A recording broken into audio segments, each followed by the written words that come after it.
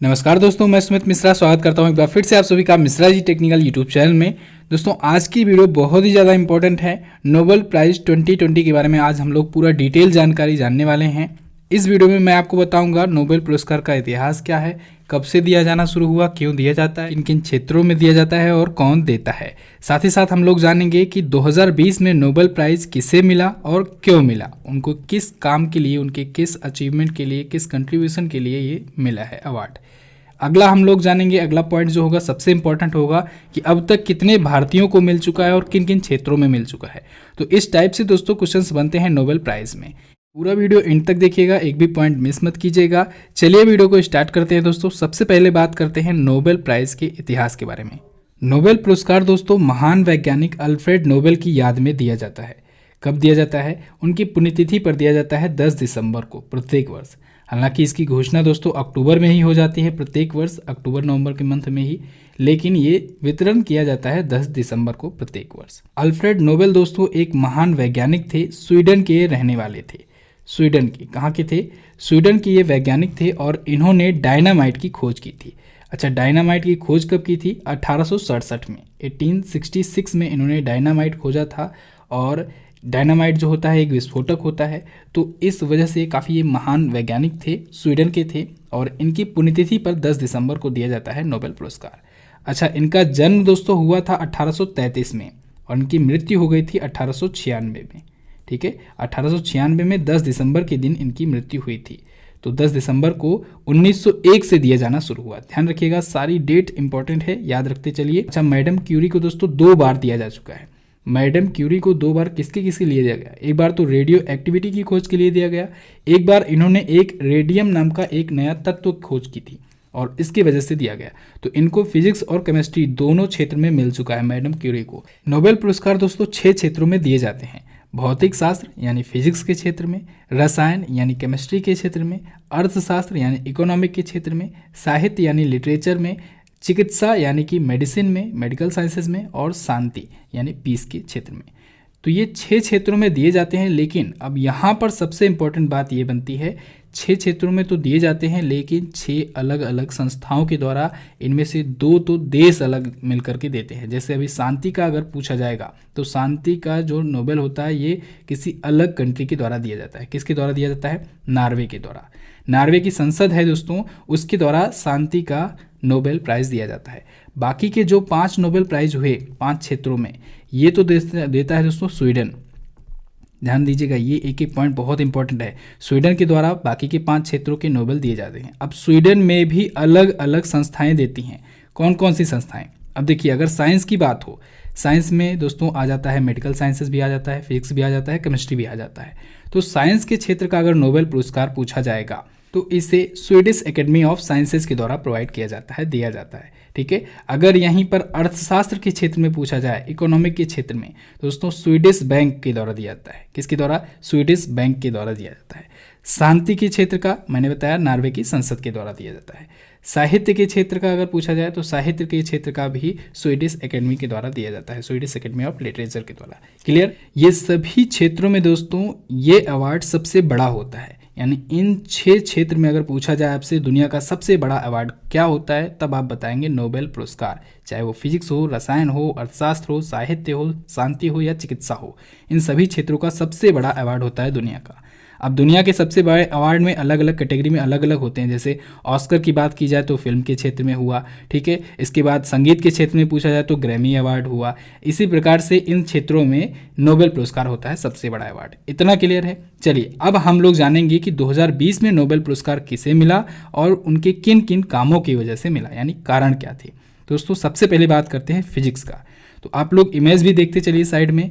Physics यानी भौतिक विज्ञान के क्षेत्र में इस बार 3 व्यक्तियों को दिया गया, रोजर पेनरोज को, रेनहार्ड गेंजेल को और एंड्रिया घेस को। अब इसमें 50% नोबेल प्राइज़ का 50% तो हिस्सा मिला रोजर पेनरोज को, बाकी के 50% में 25-25 मिला इन दोनों को। ठीक है, क्यों दिया गया? तो रोजर पेनरोज को दोस्तों ब्लैक होल की उत्पत्ति सापेक्षता के सामान्य सिद्धांत का पुनर्निर्माण करने की वजह से इनको दिया गया है, इसकी खोज करने की वजह से इनको दिया गया है। और इन दोनों को गैलेक्सी के केंद्र में सुपर मैसिव कॉम्पैक्ट ऑब्जेक्ट की खोज के लिए दिया गया है। ओके, इसके बाद नंबर आता है रसायन विज्ञान। रसायन विज्ञान यानी केमिस्ट्री के क्षेत्र में दोस्तों इमैनुअल चार्पियर को और जेनिफर ए डोडना को दिया गया। इन दोनों को ही जीनोम एडिटिंग की नई पद्धति की खोज के लिए दिया गया है रसायन विज्ञान के क्षेत्र में नोबेल पुरस्कार। इसके बाद आता है नंबर चिकित्सा विज्ञान का। चिकित्सा विज्ञान में दोस्तों हार्वे जे आल्टर जो कि अमेरिका के हैं, चार्ल्स एम वेइस ये भी अमेरिका के हैं और माइकल ह्यूटन ये ब्रिटेन के हैं। इन तीनों को दिया गया चिकित्सा विज्ञान में यानी मेडिसिन के क्षेत्र में। इन तीनों ने दोस्तों लीवर हेपेटाइटिस सी वायरस की खोज की थी और इस वजह से इनको मिला है संयुक्त रूप से।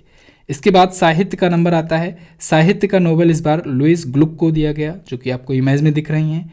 इनको इनकी बेमिसाल काव्यात्मक आवाज़ के लिए यानी अनमिस्टेकेबल पोएट्रिक वॉइस के लिए इनको नोबेल पुरस्कार मिला इस बार। ये येल यूनिवर्सिटी की प्रोफेसर हैं। इसके बाद नंबर आता है शांति के क्षेत्र का यानी पीस के क्षेत्र का। दोस्तों इस बार ये सबसे ज़्यादा चर्चे में रहा। इस बार शांति के क्षेत्र का नोबेल पुरस्कार मिला वर्ल्ड फूड प्रोग्राम को, विश्व खाद्य प्रोग्राम को मिला। ये एक संगठन है, ऑर्गेनाइजेशन है, इसको मिला। क्यों मिला?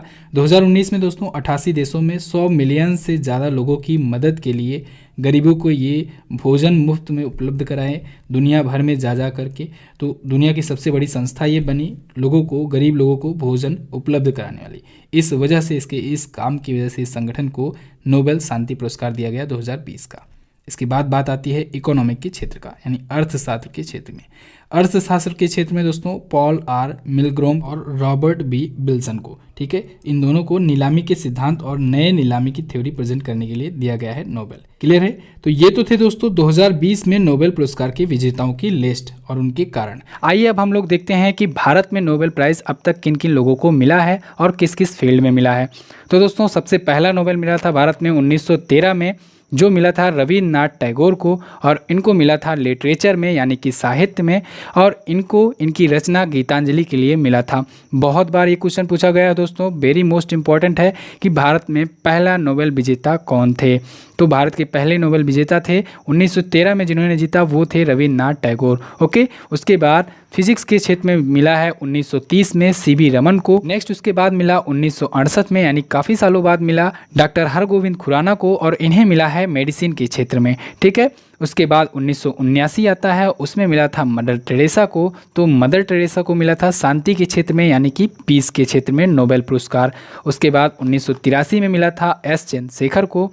एस चंद्रशेखर को मिला था दोस्तों फिजिक्स के क्षेत्र में। हम लोग देख रहे हैं कि फिजिक्स के क्षेत्र में 2 लोगों को मिल गया है, तो इस प्रकार से आप लोग याद रख सकते हैं। नेक्स्ट उसके बाद मिला था 1998 यानी 1998 में अमर्त्य सेन को। इन्हें मिला था इकोनॉमिक्स के क्षेत्र में।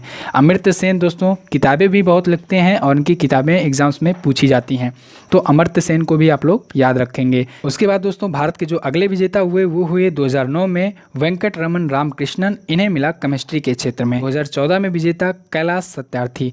कैलाश सत्यार्थी को भी दोस्तों मिला था पीस में यानी कि शांति के क्षेत्र में नोबेल पुरस्कार। एक नाम और याद रखिएगा दोस्तों, अभी 2019 में अभिजीत बनर्जी जी को भी मिला था इकोनॉमिक के क्षेत्र में। अभिजीत बनर्जी ये भारतीय मूल के हैं, इनको इकोनॉमिक के क्षेत्र में मिला 2019 का नोबेल। ओके, अब देखिए ध्यान से, अब इसको याद कैसे करना है। एक टाइप जो दोस्तों और क्वेश्चन बनता है इंडिया के नोबेल विजेताओं से, ये पूछा जा सकता है कि फिजिक्स के क्षेत्र में अब तक कितनी बार नोबेल मिला है, या फिर पूछा जा सकता है शांति के क्षेत्र में भारत को कितना नोबेल मिला है, या फिर इकोनॉमिक के क्षेत्र में भारत को अब तक कितना नोबेल मिला है।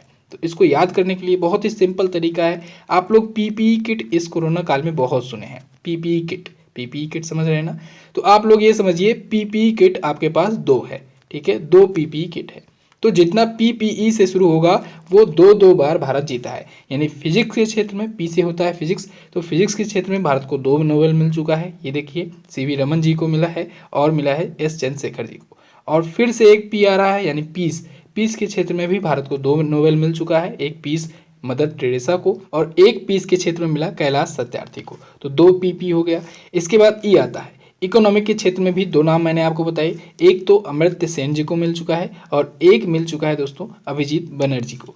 तो ये तो थी दोस्तों हमारी वीडियो, कैसी लगी आपको आप लोग कमेंट करके हमें ज़रूर बताइए, और आई होप आपको बहुत कुछ जानने को मिला है। तो वीडियो को प्लीज़ आप लोग लाइक कर दीजिए और अपने 5 दोस्तों के पास कम से कम इसे शेयर जरूर कर दीजिए।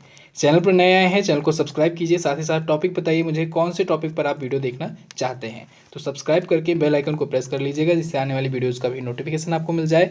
MZT ऐप पर इसको आप सीधे रीड कर सकते हैं, वहीं से इसकी PDF भी डाउनलोड कर सकते हैं। MZT ऐप आप लोग डाउनलोड कर लीजिए। आप हमारे टेलीग्राम ग्रुप से भी ज्वाइन हो सकते हैं। MZT एजुकेशन सर्च करेंगे टेलीग्राम ग्रुप पर तो उसे आप ज्वाइन कर सकते हैं। वहाँ पर भी PDF वगैरह प्रोवाइड की जाती हैं।